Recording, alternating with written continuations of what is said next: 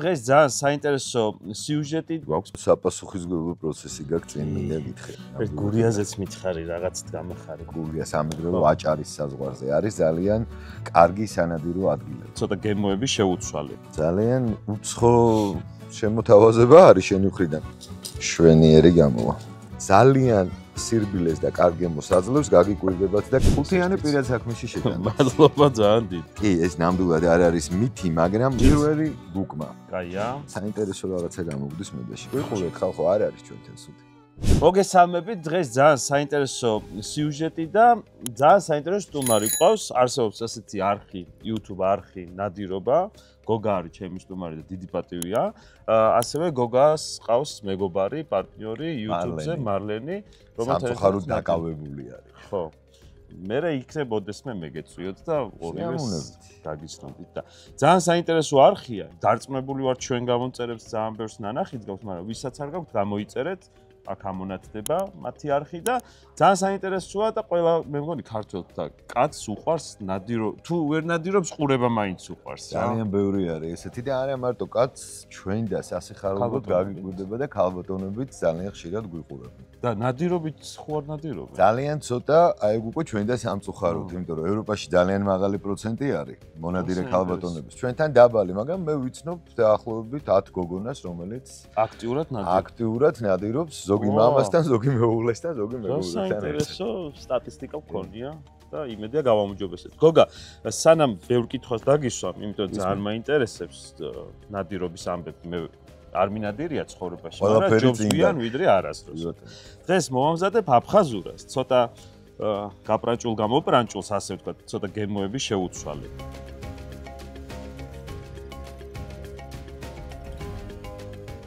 მინდა რომ თან მომეხმარო თან ვისაუბრა, თან გამისინჯო, ოდნავ შეცვლილი გემოებით რა გამოვა აფხაზურა. გოგა, იმიტომ გთხოვ თან დახმარებას, რომ ვიცი რომ ძალიან მაგრა ამზადებ, თან ნანადირების მომზადება, ეგეთი მარტივი არა, ცალკე სკოლა უნდა მოკლედ მაგას. ცოტა სპეციფიური არის, ნამდვილად ოდნავ განსხვავდება, თუმცა ნუ ძირეული პოსტულატები ერთი და იგივეა, სამზარეულოა. ხო, თუმცა არის რაღაც შტრიხები, რომლის უცოდინრობით ვერ მიაღწევ შედეგს. იმ შედეგს, რაც უნდა იყოს. და შენ პრაქტიკიდან გამომდინარე, შენ გექნება შანსი, რომ ჩვენთან ერთად თანინადირო თუ მოისურვო და მერე პლუს შენივე მონადირებული მოამზადო და დააგებო. იცი რა მაინტერესებს? გარტყმას მუღამი აქვს თუ პროცესა აქვს მუღამი? არა, იწყება პროცესით, რა თქმა უნდა. იწყება, რა თქმა უნდა, პროცესით და გარტყმა არის ბონუსი, მოდი ესე ვთქვათ რა. უკვე ძალიან მომიტა. მაყურებელს ვეტყვი, ახლა რა ინგრედიენტები დაგჭირდება. ესე იგი, საქონლის ფარში არის 700 გრამი და 300 გრამი ცხიმიანი ღორის ხორცი,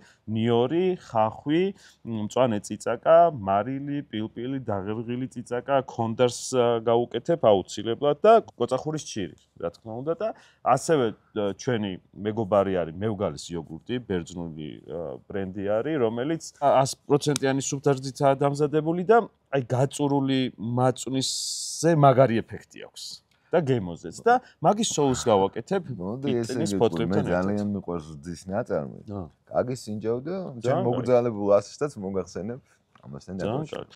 შეუდგეთ და ბადეკონი, მერტო ჩემო, ბადეკონი გვავიწყდებოდა. ტრემონტინას დანები გვაქვს ბრაზილიური, რომელიც გინდათ აი. გადასარევიდანე არის, მაგრამ მე ჩემ დანას ვიხმარ თუ წინააღმდეგი არის. კი.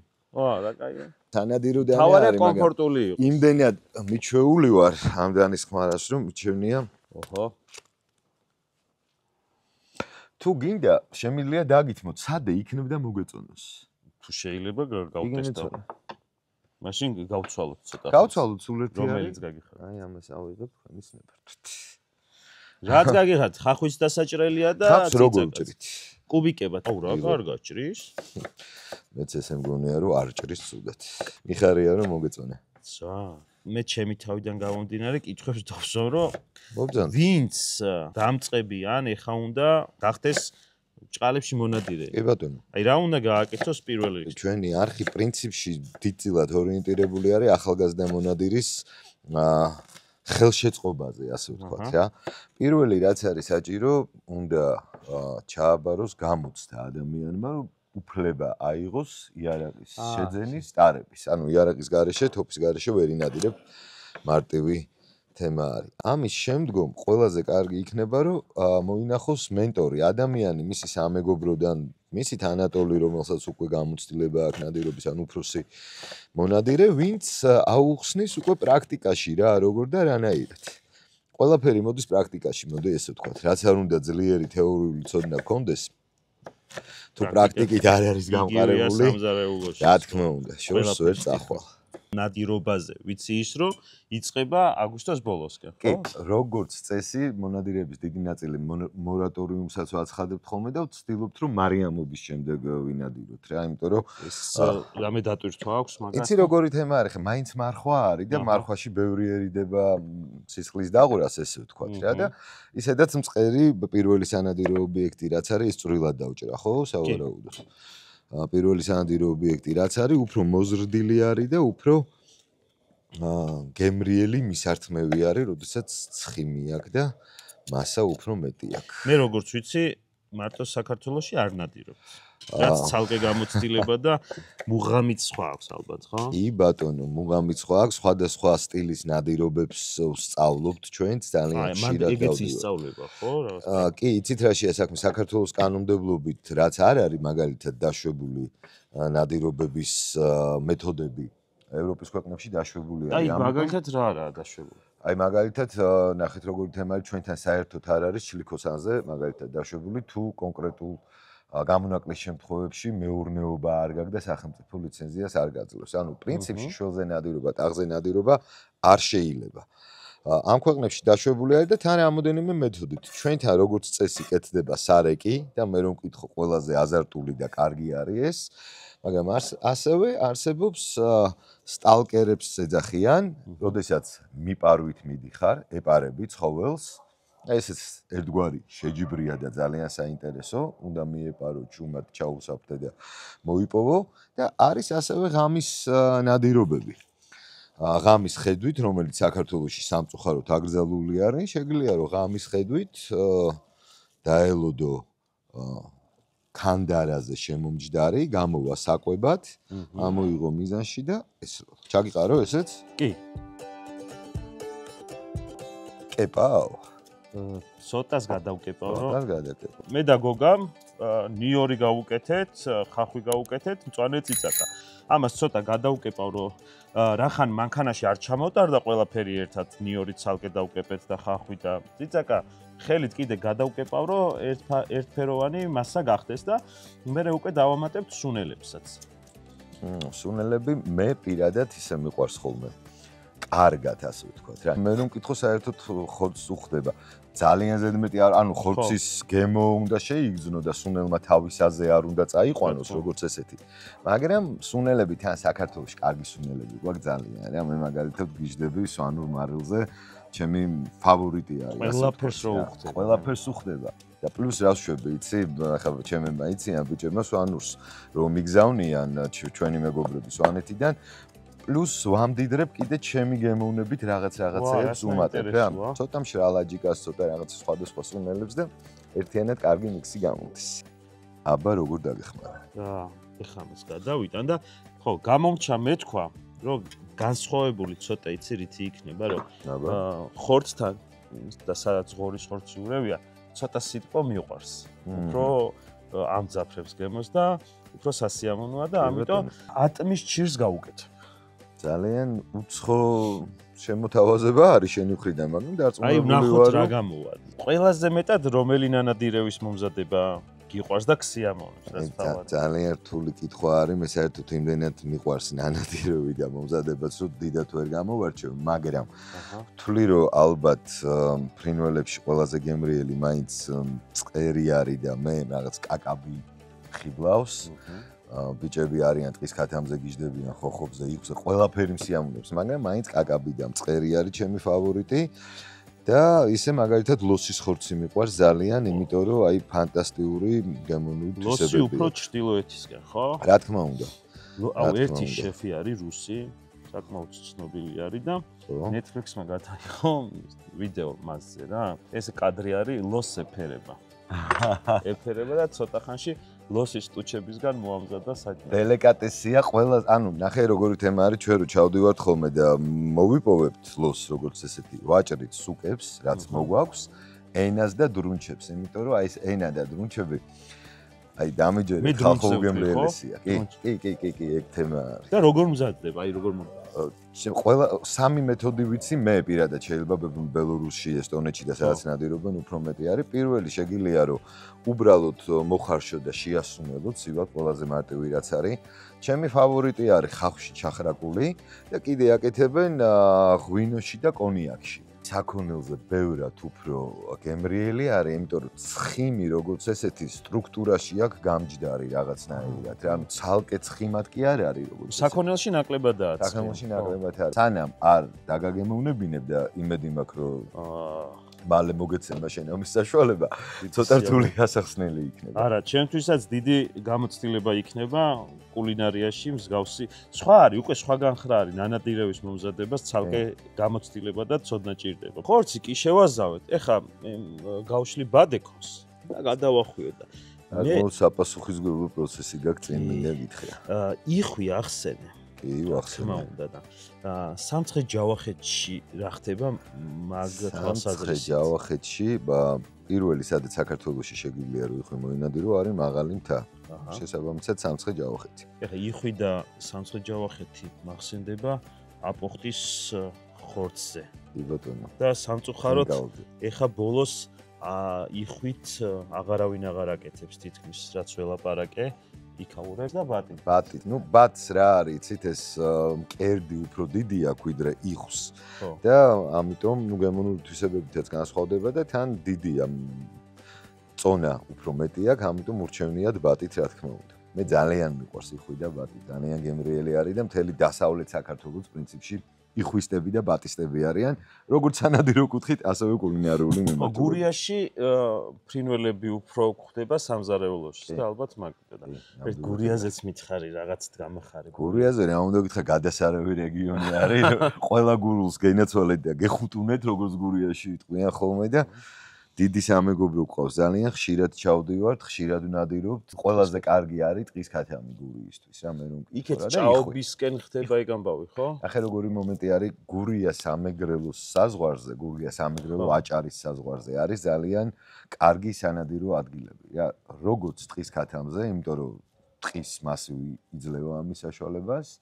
ასევე ძალიან წყალუხვი არის მოგიხსენება და ამიტომ წყალმცურავით დიდი რაოდენობით მოიპოვება. მე მგონი ჩემგან არ გესწავლებათ ეს, მაგრამ მაყურებელს აუხსნი რომ ბადეკონი გავშალეთ, გავრეცხეთ და მინიმუმ 2 გადაკეცვას ვუკეთებ, რომ გრილზე და ისედაც ტაფაზე ტემპერატურა მერე ხევს ხოლმე. თავისთავად. და და რამდენადაც ჩემთვის ცნობილი არის ბადეკონის დატვირთვა ის არის რომ ხორცი შიგნით არის მჭლე და ეს აძლევს თავის ხიმოვნებას და წვენს ასე ვთქვათ რა. ჯავშანია ერთგვარი. კი ბატონო.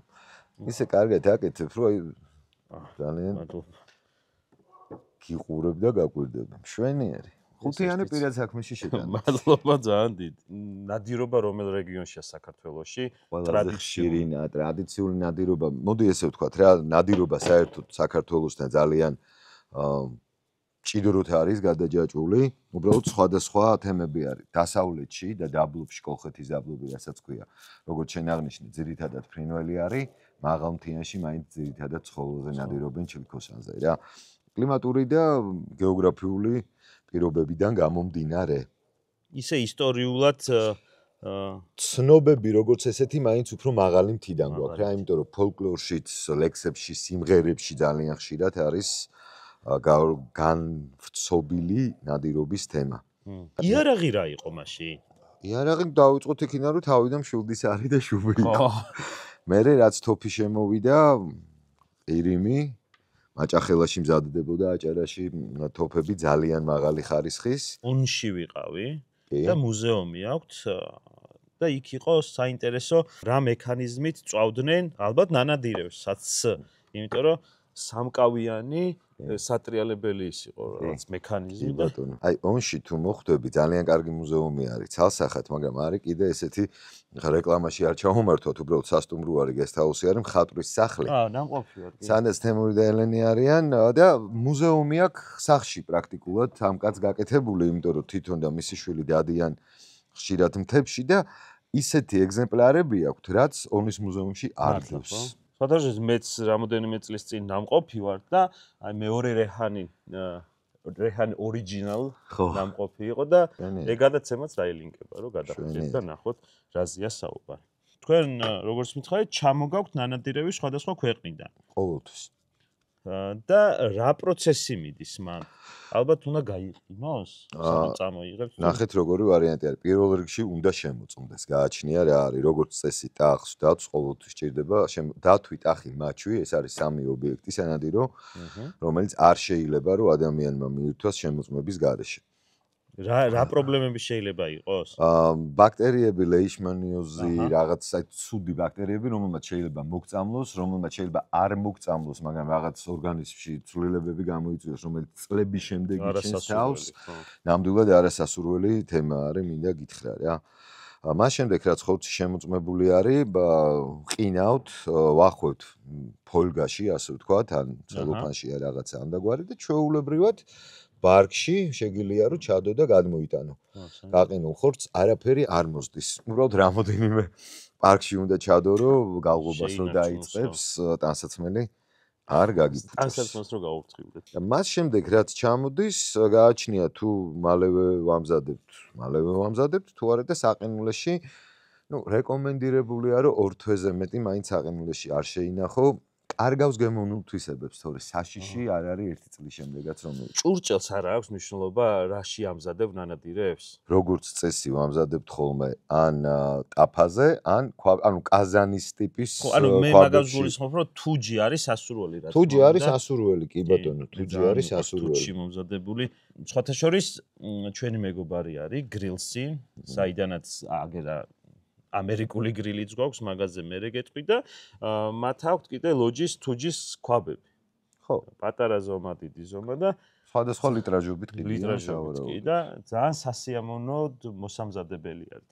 რამე ტექნიკა არის აი ნანადირების მომზადების, რომ რაღაც მაღალი ცეცხლი თავიდან მერე დაბალი. მე მასე ვშვები ხოლმე თავიდან მაღალ ცეცხლზე ვამზადებ გარსი რომ დაიბრაწოს და მერე დაბალ ცეცხლს ვაძლევ რომ მოითუშოს და წვნიანი იყოს და გემოვნული თვისებები არ დაკარგოს. და მარინაცია აქვს ძალიან დიდი მნიშვნელობა. ნანადირებს ყველას გირჩევთ მეგობრებო რომ დაამარინადოთ 1 ღამე მაინც. რაში ამარინადებთ? აი ეგ არის თემა. არჩევანი არის უამრავი. დაწყებული მინერალური წყლიდან, გაგრძელებული ლუდით, ღვინით და ძალიან სირბილეს და კარგ გემოს აძლევს გაგიკვირდებათ და კეფირი. არა. აი სასწაულად არბილებს და ძირითადად აი იოგურტი, მაწოდი, ეგ თემა არის პრინციპში რა, იმიტომ რომ რძის ნაწარმი ძალიან არბილებს კიდეც წვენს უნარჩუნებს და ძალიან გემრიელს ხდის. მე მიყვარს. ვიცი, ესე გადმოცემით რომ დათვის ხორცი ნახევარი მხარე არის გაფუჭებული. კი, ეს ნამდვილად არ არის მითი, მაგრამ საქართველოსთვის არ არის რეალობაში ესე. ნახე რატო, ხა დათვი ზამთარში იძინებს ხოლმე რუსეთში და იქ სადაც ცივა და გრძელი და დიდი ზამთარი. ჩვენთან თუ იძინებს ჯერ ერთი ვინ აძინებს მაგ საწყალს ეგ ერთი. მაგრამ თუ იძინებს, მაქსიმუმ იძინებს თვე ნახევარი 2 თვე არ ამგონია რომ დათვს ეძინებს. და რატო იძინებს და აქ რატო? იქ ცივა და ანუ მეტაბოლიზმი უნდა დაიგდოს და უნდა გაატაროს თავის ბუნაგში, 3 თვე, 4 თვე, აი ესეთი თემა არის. ანუ ჩვენი დათვის ხორცი ორივე მხარე თავისუფლად შეგიძლია. ჩვენთან რო ვამბობ, გულისხმობ ხარ ჩვენ სადაც დავდივართ ხოლმე ინგუშეთში დათვზე, აბსოლუტურად იგივე არის ხა საქართველოს საზღვრიდან ნადირობთ 20 კილომეტრში, როდესაც ინგუშეთში. აქეთ არ შეიძლება, იქეთ შეიძლება. აქეთ არ შეიძლება, სამწუხაროდ იქით შეიძლება. და რატო არ შეიძლება დაუშვათ, რამე მიზეზი არის, რომ გავანადგურებთ მთელ დღეს? არა, მიზეზი არის ძალიან მარტივი, ეს კომუნისტების დროიდან მოდის და საბჭოთა კავშირის დასმის შემდეგ პრინციპში ყველა რესპუბლიკამ თითქმის ყველა რესპუბლიკამ შეცვალა ეს კანონი. ჩვენთან ეს არის მარტივი უცოდინარობა, მე რომ მკითხო. იმ ხალხიდან, ვისაც ხელეწიფება, რომ ეს გადაწყვეტილება მიიღოს, ცოდნა არ ყოფნით, რომ არაფერი ცუდი ამითი არ მოხდება. ყელს ვიგრილებთ ხოლმე Starbucks-ის ცივი ყავით. სხვა შორის საკმაოდ დროული არის, მინდა გითხრა. ძირითადად გრილს რო აუწევ და რო დამცხება მერე, მაგრამ ჩვენ ახლა იმდენი მიველაპარაკეთ, რომ მომინდა უბრალოდ. გაგვიმარჯოს? მოხსნა, გაგვიმარჯოს.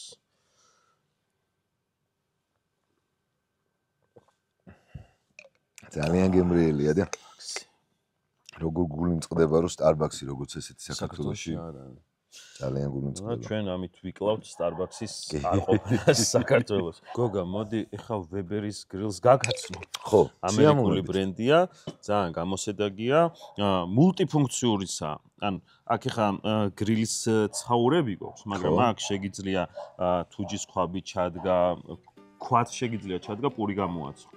შებოლო, ძალიან ბევრი ფუნქცია აქვს და ნელა ვიყენებთ მაგას და ეხლა აფხაზურად დავდოთ.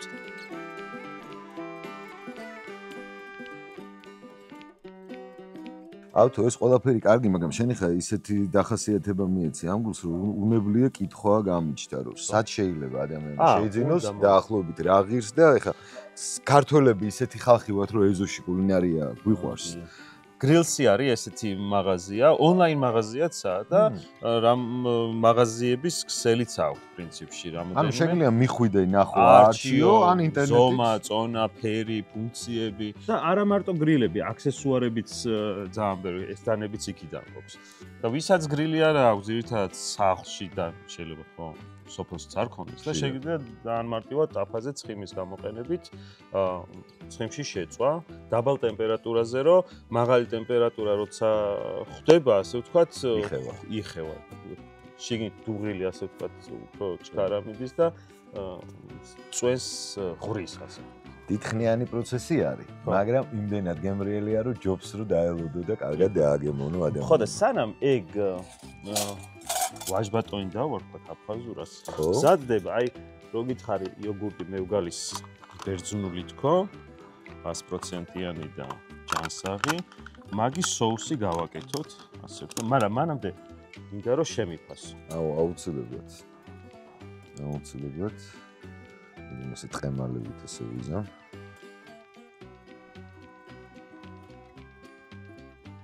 კერძე აშკარად იგრძნობა, რომ ხარისხიანი არის. მინდა რომ პიტნა დავამატო, რომ სიხალისე მისცეს, წვრილად ჩავჭრი და უფრო გაახალისებს და ეს მენთოლის არომატი ძალიან მომწონს და მიყვარს და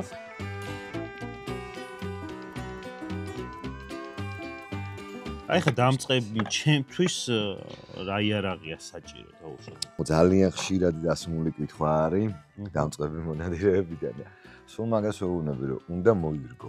აი როგორ აგიხსნა. მე მაქვს მაგალითად ძალიან მაღალი ხარისხის თოფი, რომელიც ვერ მოვირგე და თურქულ საშუალო ხარისხის თოფს ბევრად უფრო კომფორტულად ხმარ. მოკლედ, დამწყებ მონადირეს ურჩევ თურქული წარმოების, იმიტომ რომ არც თუ ისეთი ძვირი არის, პრაქტიკული არის და გამომდგარი ცხოვრებაში და ნადირობაში. და დანაც მნიშვნელოვანია. დანა მონადირის მეგობარია. ხო, ისეთი ფორმის დანა, რომ ნანადირებს კარგად დაამუშავებს. ნანადირებს კარგად დაამუშავებს. ყველა ძვალთან აი ესე შემოხვალ. სატყავებელი ცოტა სხვა ფორმის დანები არის, საჩიხი ცოტა სხვა ფორმის არის, ეს მე რომ მკითხოთ, უნივერსალი არის, ყველაფერში გამოიყენებ ტყეში. საინტერესო რაღაცა გამოგვდის მე და შენ ეჭვი მაქვს რა. ცოტა დაღერღილიც უქნათ. აუცილებლად.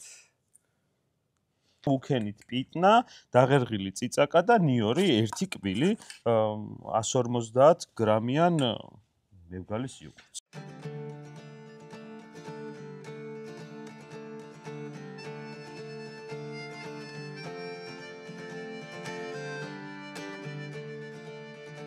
გოგა, სადაც ერთი 20 წუთი არც გასულა. კი.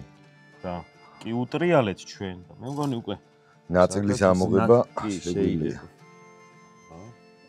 კიდევ ერთი შემოთავაზება მაქვს შენთან. ხო? აი ხა პურს რო ავიღებთ, ამ გახუხულ პურს, რომელმაც უკვე ეს აფხაზურას გემოვები შეითვისა და შეისის ხორცა. ხახვი და ბოსტნეული, აი ბულგარული და ასე ხო არ დავდოთ გრილზე რო? ხო? რა თქმა უნდა. შვენიერი გამოვა. აგერ აფხაზურა უკვე. სადა ცოტა დაისვენოს. მანამდე ხახვი დავჭერ და ბულგარული და თან თებსაც გავამზადებ. კი ბატონო. კი ბატონო. მე ავიღებ ბურგერს შენის ნებართვით. კი.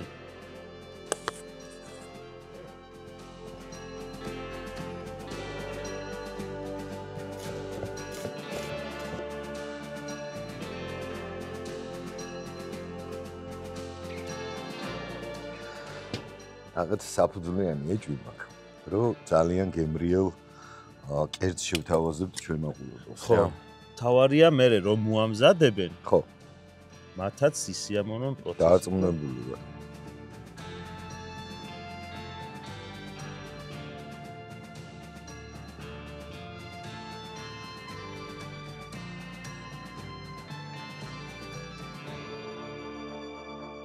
სად არის ავაწყეთ პრინციპში, ძალიან კაი რჩევა მოგცა გოგამ და გაახალისა. ძალიან ლამაზად გამოიყურება, არა, თქვენ ხოლო თქვენ შემდეგ.